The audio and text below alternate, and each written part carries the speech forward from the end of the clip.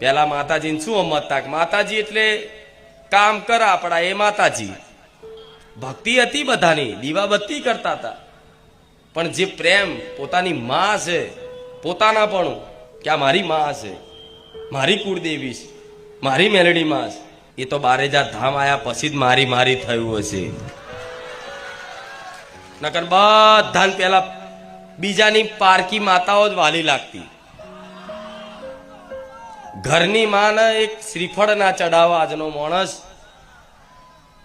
અન્ય પેઢીની કોઈ માતા હોય, કોઈ ભુવાજીની માતા હોય, એના માટે તો મોટા મોટા હાર લઈ જાય, મોટી મોટી મિષ્ઠાનો લઈ જાય, સોનાના છત્તર ચડાવન, ચાંદીના છત્તર ચડાવન, બધું જેટલી જાતનું કરે, પણ ઘેર પોતાની કુળદેવી હોય ને એને હરખું એક નારિયેળ હરખથી ના વધેર્યું હોય. આ શું ખોટું?